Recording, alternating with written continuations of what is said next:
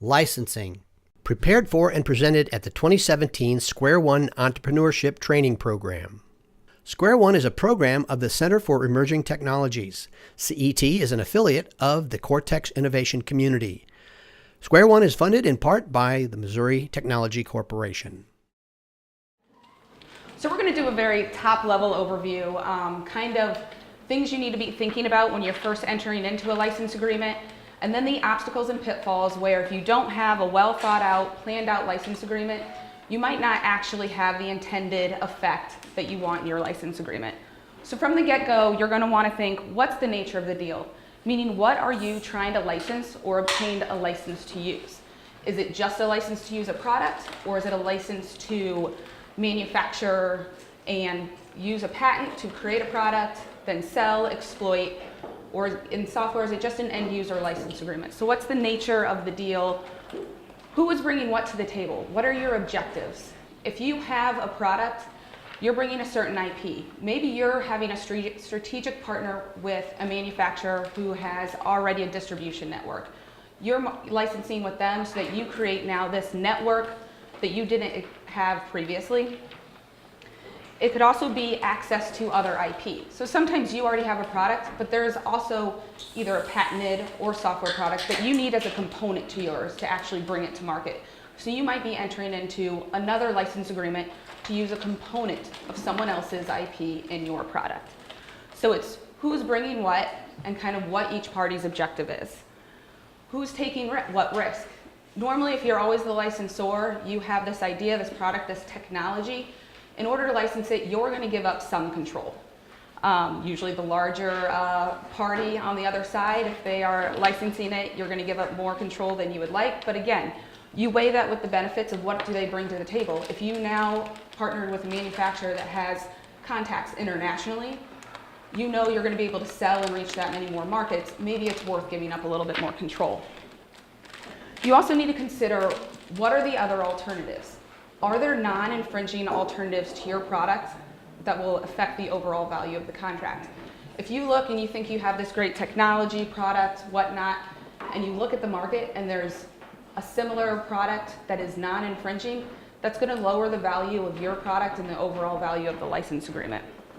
So kind of throughout today's presentation, we're going to touch on the major terms that you should be aware of in your license agreement. The grant clause. What are you actually granting? Grant to use, to sell, to make. Limitations on use. So if you start with this broad grant clause, this is where we bring it back. Maybe you have an exclusive license to manufacture and distribute this product, but then we bring it back. We don't want a worldwide exclusive. We're going to say it's only for the Midwest territory, and we're going to limit it to a specific field of use. Say we have a medical device. You can use our patent to create this orthopedic implant, and you can only sell to hospitals of this size. You also have term and termination. How long do you want to have this license in effect for? This could affect down the line of if you're trying to sell your company on the licensor standpoint. On the licensee, this is also important. If you have been successful in marketing a licensed product and you build this kind of goodwill both for you and the licensor, you want to make sure you have the right to extend if you've been hitting those performance notches. You don't want the term to end and say, wow, I just spent 5 years producing this product, marketing it, meeting all the standards, the performance standards, and now they're kind of running with it off the work I did the last 5 years. We'll talk about royalties and fixed fees. We have the standard percentage of net sales. It's very important then what we define as net sales. And of what sale? Is it to the final retailer? Is it to any wholesalers, distributors? And that just needs to be clearly defined so you clearly have the intent desired. Reporting and accounting requirements kind of go hand in hand with the royalties and fixed fees. That's always going to be in there as an important item for the licensor so that they can have those checks and balances on your accounting to make sure you're accurately reporting how many sales you're making so that they can collect their money. Quality control, this is going to go both with products, but specifically trademarks that we'll touch on the end, that you can risk losing your registered trademark if you don't have the proper controls in your license agreement. Finally, indemnification and reps and warranties, again, go kind of hand in hand. most licensees are going to require or want you to make some type of rep and warranty regarding the IP that you're licensing. They're buying it from you, they're paying these royalties. They want to know that they're not going to have a claim, so a third-party claim for infringement against them. So you're also going to want to be very careful in the reps and warranties you make, as well as the indemnification for if that does occur. So this is going to kind of touch on the last topic, and I'm going to double down on intellectual property ownership. I can't stress how important it is from the get-go to fully understand what you own and to make sure you have all the rights you need so that you can grant these licenses without already causing a breach because, hey, you didn't actually own that IP that you just licensed me to use. The example here, joint ownership for patents. If you create with someone else a patent and you file as inventors and there's no other written agreement in place, you are joint owners, both have full rights to exploit that with no duty to report or share in royalties. That means I partnered with Spencer, we created this invention, Spencer goes off and gets all these license agreements. I'm just sitting in my home on my computer being like, wow, this is a great invention I created. And he's just making all this money and going, running with it. At the same time, if Spencer tries to grant an exclusive license to that invention, he's already breached his agreement because he doesn't have exclusive rights to do that. So it's very important to get agreements in place. Again, I think you brought up with work made for hire. It's important to note work made for hires are going to be copyright realm only. So if you're an employee and they're writing source code for you that can be considered tangible once it's in the form and it's copyright, sure, the employer is going to own that and you might not necessarily need that written agreement. Patents aren't going to fall under that. You have an employee without a written agreement that says everything you create for our company gets assigned to us. Patents, if they create it within the scope of employment on the employer's time, using the employer's resources, the employee still owns that patent. So it's very important from the get-go, get all your contractual provisions to know that you own this IP and you have the right to make the grants you do. The employer in that situation though has shop. Yes. The employer can use it for its own use, but can't do anything else. So they'll have a license to it, to use it for their internal business purposes. Solely for their internal business. Can't license it back to anyone else. Again, starting kind of with the grants, one of the things that you need to consider is what are you actually granting? Are you granting the use of an end product? Here's this software, you use it within these license terms, but all you have is using this software for your, say, internal business process. Are you granting a patent with a product? You have the right to make this medical device using this patent. However, if it's not limited, they might be able to create a medical device using that patent, but they might also be able to create another product that you didn't authorize. And as long as you don't have those limitations on the use of that patent, they're free to go ahead and create that. And I'm sure that's not the intended use is, here's this patent, go create whatever products you want that's outside of what our intention was for this patent. So it's really important to clearly define what is being granted, and especially then to bring it back with the limitations on use. So if you're going to limit to a field of use, it should be so specific that you know the exact intended purpose so that anyone else picking up that third party, that contract who's a third party, could read that and know this is exactly how it's supposed to be used.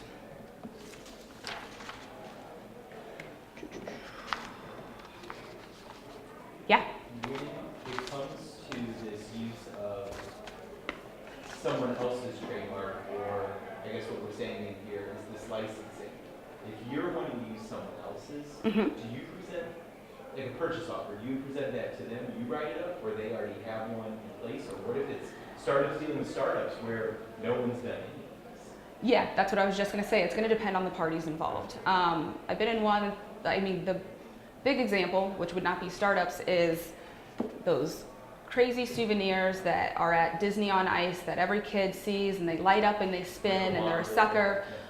That product goes through 3 or 4 licenses. The person who supplies it has a license with Disney for the trademark and copyright of the Elsa face. Then they also have a license, that little spinning souvenir is patent protected. So they'll have a license with the patent owner. Those 2 licenses then are also going to have sub-licenses so that the company supplying these can then go out and hire a manufacturer who gets those sub-licenses to be able to create the Elsa spinning light-up sucker.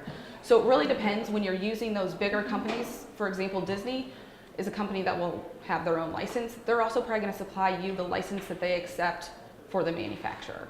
Startup to startup, Yeah, where they said, you talked to them and they said, we want to make this joint venture of this arrangement, you can use our software. But there's only 4 people that work at this company, and no one's ever thought about licensing our software for use. So bring us an offer is what they say. Like, but that means that they're wanting you to bring it to them, whatever this licensing agreement is going to be. That's what you call your lawyer. yeah. Or I think yeah. If you're in control of the first draft of the document, that's It- wonderful. I mean, a lot of these companies out there, when they're very small, people are just trying to figure out what their products are. They don't really even know yet. The problem with this is that you need some coaching. Right? Yeah. You just can't, it's not like writing a sales contract for a piece of real estate. Well, you could just use a standard contract, right? But this one's not. And if you're a startup, be it here or with I-10 or some other place, there's some mentoring that you can get to provide that kind of coaching. But And there are people like us that get involved in those organizations that help. that's what's going to be best, because I mean, I understand the problem there is it is detailed and it's something that you do need an attorney, and if neither party, like he said, you want to be in the position to take the first draft because it gives you that upper hand to draft it the way you want it, but that also costs money. And So if you know what you want. it's That's like right. that. You may not know enough, you don't know what to put down. That is where, that is the absolute truth. yeah, but that's right, that's going through these mentoring programs, or I think you referenced kind of startup packages, startup fees for companies like this that are there to get you over this initial hump, you know, to guide you through that process. And there are a lot of law firms, that not just ours, that will say, look, we're happy to give you some free advice. We'll take you so far. Sure. You guys have a big building down now, so. I'm sure there are a lot of great guys that do that. Well, the parking is for Yeah, right. Here's the last thing I'll say on this slide before moving on, is this non-infringement guarantee. So we'll discuss the reps and warranties later on, but here it's also important in the grant language and what you're actually giving them to use. If you're giving them this product doesn't infringe third-party IP, it's much different than this patent or whatnot, depending on your grant. Because maybe you did grant this technology, know-how, and patent, but for this specific product, but if that's not put out and you have this infringement guarantee, who knows if they're going to go and take the patent that's on the screw of these glasses and use it in another manner that could infringe someone else's IP, and you never want them to come back to you and say, well, you guaranteed it wouldn't. So that's where you have the specific limitations, both in the grant as well as in your reps and warranties and guarantee, that so long as you use this intellectual property in accordance with this agreement and solely within the field of use for this product, it won't infringe. If you modify it, if you change it, if you use it outside the scope of this agreement, that's out of our realm. Just to follow through on that, particularly with patents. Once you get a patent, you're getting a patent on an invention. It's not necessarily the product that you get, but that invention may be incorporated in the product. There may be other things that go into making the product, and you may not know that it's a patent. So we've been in a position where there are clients who have spent millions of dollars to gear up manufacturing a product, only to discover that they do have a patent, but somebody else has a patent on another piece of it. You really have to figure out who owns what if you're starting to manufacture a product or sell a product, even if you have a patent, because there's other intellectual property around that you need to make sure you're clear of. Then you're in a position of having to go out and get license agreements from somebody else, and you don't have one to talk about. One of the pitfalls, and that's all about making sure you have what you need in order to grant the license or grant the license to manufacture that kind of thing. Ditto.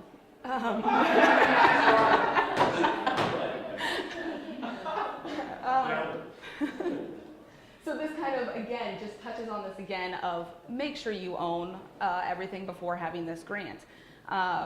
You have your assignments in place that say you have the right title and interest in everything, because you're then making that probably rep and warranty in the license that you have the right title and interest to make the conveyance or grant that you're doing in the license agreement. Again, I touched earlier on exclusive licenses. Licensees love them. Licensors, you're giving up some control.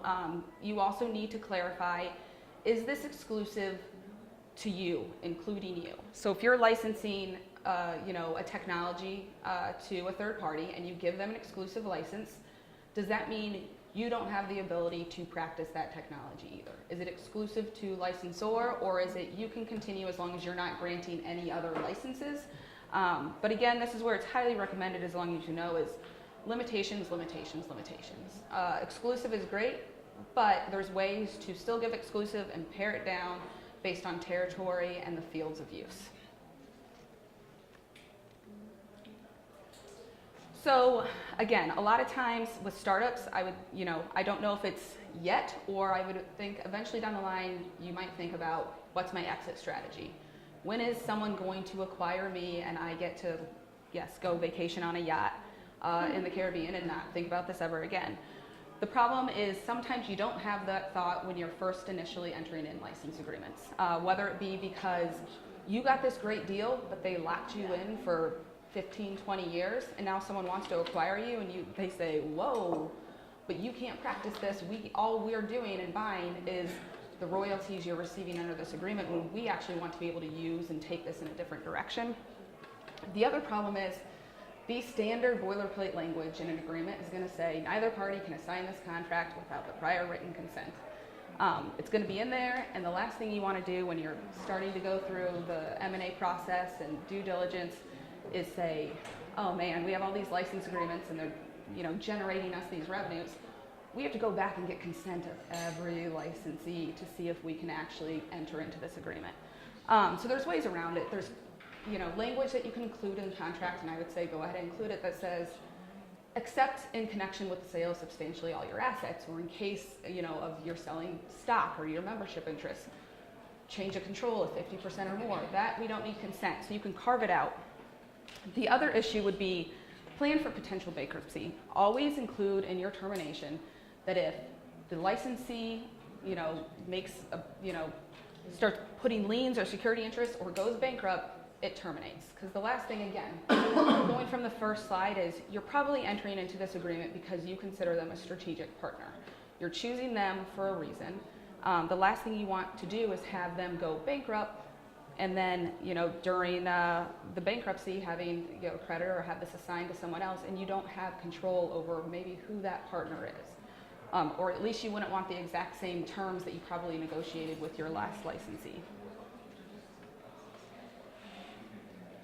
So we touched on this some earlier. Again, reps, warranties, and indemnification, especially for startups, this is hugely important because you're not the big company that's probably able to do a ton of due diligence to know what is already out there in the market, what patents, what clearly no one would know trade secrets. But you don't do that search to say, I can with 100% certainty say, no, this isn't infringing. So again, this is important where you limit. If you can get a knowledge qualifier in there, great. I don't know if you could, where you could say, well, to our knowledge, we're not infringing. No one sent us a letter, so here you go. But either way, a lot of times they're still going to want you to make some rep and warranty. So that's where you say, I'm pretty certain that if you're using it for the license I grant in the manner I say how to use it, you're not going to infringe. With that said, this is where you can add more protection for yourself, is it in the indemnification, and putting a limitation on your liability. So for the infringement claim, you kind of can value, what's the value of this contract to me? And you can say, I'm going to cap it at $100,000, or I'm going to cap it at the license fees or royalty fees that were paid for, the past year, 2 years. So you have ability to, even though you can't with 100% certainty say it's not going to infringe, you at least have that kind of peace of mind of, but I've capped my liability in the event it does.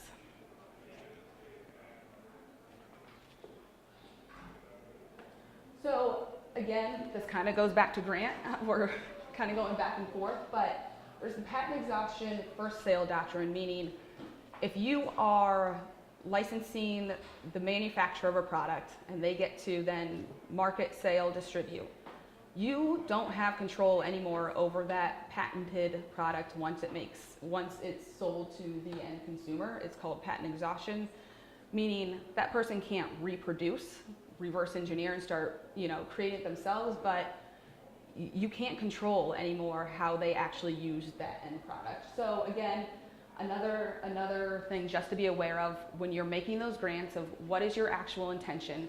If you don't want it to be sold to those three parties, then you bring that back in the contract, and they can't sell and they can only use for their internal business purposes, and then you kind of get around that concern of, wow, am I going to lose control if they continue to sell to third parties and my patent rights are now extinguished. Sub-licenses. So again, kind of in my Disney example, a lot of times the licensee is always going to want downstream sub-licenses because they might not always be the manufacturer, or you're going to have different parties' component IP involved in an overall product, and you're going to need those sub-licenses to be able to manufacture and have this technology or product actually made. Or if it's software, sub-licenses, beyond the reseller. It's just important when in your overall license agreement for sub-licenses that it's never broader than your actual license agreement. It should almost mirror. A lot of people will give their approved sub-license agreements if the licensee really wants the right to sub-license, so that you already know the terms. Otherwise, I would recommend saying, we want notice and review what sub-license. That way you can make sure the terms are consistent, they're not more broad or more extensive than your underlying license agreement. It terminates at the same time. If there's extensions, they mirror each other. It also goes to royalties. It's, do we want a fixed fee for any sub-licenses? Because we don't want to make accounting after accounting after accounting if this is really going to be, sub-license. We'd rather have, knowing it's a fixed fee rather than royalty, and the licensee can kind of monitor that on our behalf.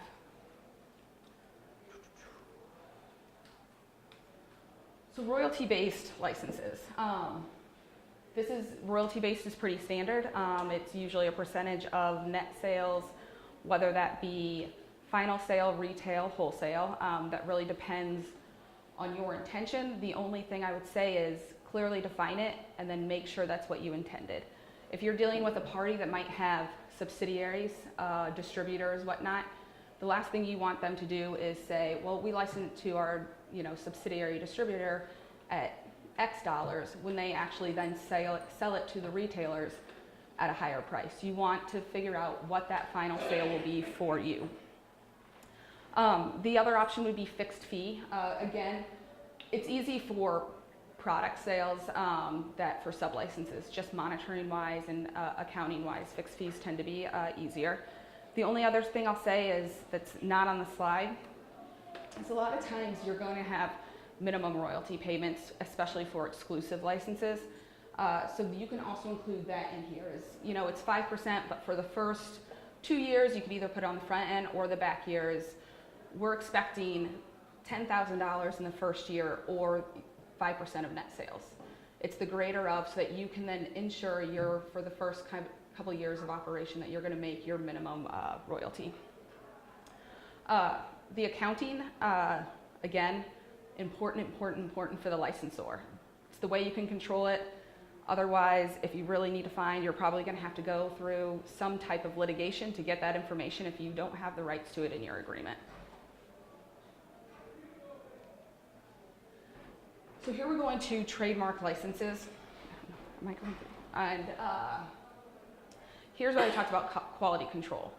There is what is called a naked license, and that's if you have a trademark license without any type of quality control, inspection, whatnot. You don't monitor who's slapping your brand on whatever product. You lose your rights in your registered mark. So it's really important to include quality controls, meaning both we expect this in our products that you're producing, that you're putting our trademark on, and we are going to inspect, or you're going to send us specs during your manufacturing process so we can ensure it complies with our quality and our goodwill associated with our brand.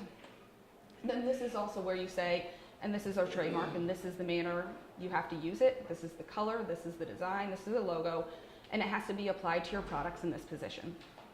So it's kind of twofold. In these type of agreements, I always would also include audit rights, meaning you can have a third party come in and say, have they really been complying with your specifications? Have they been sending you the quarterly updates during the manufacturing process? Have they been sending you the examples of what they're going to put to market? And then there's repercussions on their part if they don't. So it's just really making sure you have those protections to protect, the brand is your goodwill, and so you don't want anything that's going to say, the quality of this product is not what I expected from XYZ brand, what's going on. I will say that you have to be careful and not have too much control. So this isn't a situation where you can have an inspector in their manufacturing process kind of saying on the line every day, being like, yep, good, it's good. Because too much control could get you into the product liability. So you wanted to exert enough control not to lose your trademark rights and maintain the goodwill and the quality associated with your products, but not basically, an in-house employee for the manufacturer that's closely monitoring so that you don't have any liability if or when something goes wrong with that product. Finally, this kind of like summarizes everything. I feel like it's the theme, although we don't want to say it, we're hesitant, we're like, you should hire an attorney. But I know, I was like, everyone said it, I think, at least once. But this is a situation where you should, true, you should seek counsel, and at the earliest stage, it's always important and beneficial to kind of get a letter of intent put in place first. It kind of lays out what your intentions are, what your objectives, what you want to achieve. It can probably then be used for many different parties if you already have this in mind, but to get those steps laid out first with an attorney is going to make the negotiation stage and the end license agreement that much easier to draft. The final item we have in the slide, and it's just kind of a warning, but cease and desist letters. Once you have that registered IP, people love cease and desist letters. They're easy to send, they're inexpensive, and so it's, if you feel like your trademark, your patent is being infringed, let's get that out the door. The issue with patents that you have to be careful with, and that's again, seek a patent attorney in this area, is sometimes they're a soft offer to enter into a license agreement, and that's okay. If you're dealing with some big companies, that's going to open the door for them to say, time to file a declaratory judgment and invalidate your patent. So you have to kind of be careful, and that's a decision that should be made with an attorney on what's the right approach if you feel like your patent's being infringed. You can move through that. Software, to the extent that you are the software owner, you're licensing the patent, one of the things that you're going to come, that an astute licensee is going to say, well, what happens if you go bankrupt as a licensor? They're going to want your code in escrow that's triggered by your bankruptcy or some other things. And depending on what the bargaining power is, you may have to do that, but you have to consider that in relation to how you treat your other licensees, and whether it's exclusive, non-exclusive, things like that. It all depends on the industry. A lot of the principles, regardless of patent, trademark, copyright, trade secret, are the same, but it varies according to industry. And there's conventions in lots of industries on the definitions of net sales. In the pharmaceutical business, there's kind of built-in exceptions for rebates and things like that that get credited against or charged against net sales, so that you're getting royalties on a reduced number. In the toy industry, it's different. In the software industry, it's different. So there's conventions in all of the different industries, but it all goes into the same principles. Sorry. No, any questions? This is the last slide, guys. Can you speak perhaps to, on your website, having terms and conditions and Privacy policy. Privacy policy. Thank you. Thank you. So privacy policy, correct me if I'm wrong, I believe right now California is the only state that requires a privacy policy on websites. but it's always a good idea. And I think states are going to hop more on board with also requiring privacy policies. It's basically telling anyone that visits your site, and especially if you're requesting any information, I don't even care if it's personally identifying information, if it's their name and email address, enough in my opinion. But if you have a contact me form and you have a third party submitting their information, have a privacy policy. What it is doing is it's telling the visitors of your website what they're collecting, what you're doing with that information that you collect, whether you're giving it to any third parties, selling to any third parties, whether you have any cookies embedded that might be tracking their use of your website. It just lessens the liability down the line if something were to happen, that you can say, I had my privacy notice, they were able to read it, and it clearly told them what we did with their information. I think it's going to get more common to be a requirement. On the other side, terms and conditions, again, not like there's a law that you have to have them that govern the use of your website, but they're there to protect you. They're going to, again, say how you use our website. If you allow third parties to include any feedback, any comments, any reviews, you're going to have language in there saying, we have no responsibility to review what people are putting. We'll try to do our best.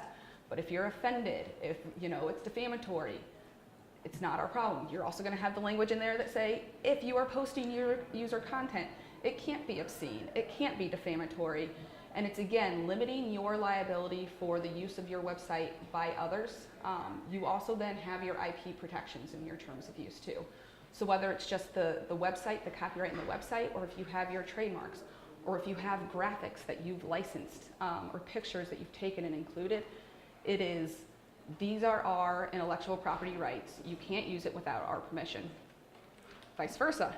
If, again, people are able to post on your website or submitting pictures or have any of that ability, you also then provide the notices that say, if you feel something on our website infringes your intellectual property, contact us here. Depending on what type of website you're running, that can be a safe harbor for you under the Digital Millennium Copyright Act. Say, oh man, we had, not to use specifics, but we had one client that is just a host, you could log on to their Wi-Fi and they just provided you the internet. Someone illegally downloaded a video streaming on the Wi-Fi. Well, the IP address, the notice goes directly to the owner providing the Wi-Fi. But because they had the correct legal notices saying, we are just a host, we are just a web internet provider, we don't claim any use of the website by our users or illegally downloads, it gets you in the safe harbor of the Digital Millennium Copyright Act. So said video producer can't come after if CET offers free Wi-Fi. They can't come over after CET. CET can try, if they wanted to, try to come up with the IP address for your phone, your computer, for whoever downloaded the video, but it adds that level of protection. But either way, having a process for someone to actually be able to contact you if they feel like they've been infringed is going to benefit you again on the liability standpoint. Yeah, did I say something wrong? No, I was going to add one more plug for all the law firms here. Please do not cut and paste them from somebody else's Yes. website. Right. I know it's going to be super tempting to do it because they all kind of look the same. Yes. But if they do something that you don't do, you will be responsible. If they have a higher privacy protection, and they say we do this with our private, our personal identifier information, and you don't, you will be in trouble. You will be liable. And we write terms of use. Don't worry, we don't read them either. We just write them. So we have them down for the next upgrade. I'm like, yeah, accept. Next. I know what they say. It's really, really not in my favor. But we don't accept it. It's just really things that terribly, terribly wrong. Absolutely. And it also depends on the industry and how it's going to be used, because there's these public websites. But if you're offering a service, for instance, a software as a service kind of a thing, you may have a public website, but then you may have a login to your own, and they may have more detailed terms and conditions, because that really governs the business use of the site and terms and conditions. So that's just a different level. I just wanted to say something about the implementation. And I feel like the law is changing little by little. The case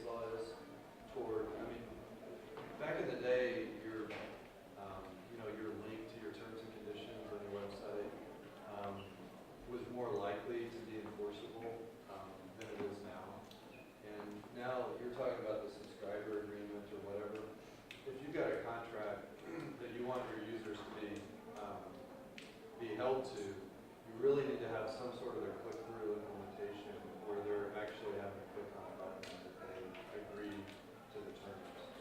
One click. And that's more and more, I really feel like it's gonna be, it's going in that direction, more and more in the future, so. And the best way to do that is to make sure that that click acceptance is at the end, so you have to make them, we scroll through. And to have all of your disclaimers and say, big bold letter. I understand the market. I mean, I have so many discussions with clients about this sort of thing, and there's the marketing point where you don't want to have any friction at all, for the transaction to be done. And then the best implementation, you've got checkboxes, you've got to scroll down, whatever. And so those are kind of intentional. But if you really need it to be enforceable, And can you just speak to end user agreements briefly? Anything in particular? Are people familiar with what end user agreements are? UMass. I mean, you're our Well, and software. when you're doing online licensing, and sometimes not even online licensing, if you're subscribing to some software, and it's software as a service, you're going to click on an end user license if it's just you as an individual. And what that is a very short form license that tells you that this is a license, it's not a sale. These are the conditions that you're going to solve, and you are agreeing to these terms. And it might be an electronic signature, you might have to print it off and sign it and send it in. It depends on what happens, but just for an example, we have a client that is doing an equipment tracking business, and big companies are going to be licensing this, but their employees are the ones that are going to be using it, and they're going to have hierarchical access, different levels of access and authority. And we want, for this client, all of their employees to sign an end user license agreement that lasts only 6 months, and it has to be renewed every 6 months to make sure that they have control over what's going on. Is that kind of? No, that's helpful. I just think knowing there's a lot of terminology, and so we don't necessarily as lay people and as non-technical founders know that there's a difference between this thing that we're clicking and this thing that we're clicking. So I just want to make sure that terminology was familiar as well. If you are opening a new computer that you have, and you see the Microsoft Office thing pop up, you want to subscribe, that's an end user license agreement. And by the way, when you buy a computer, Karen talked about, you want to make sure that it's not sold but licensed. You're buying a computer, but you're only licensed to the software. And the software will go with the computer, but you have no right to use the software other than what you sign up for, or to resell. Any other questions?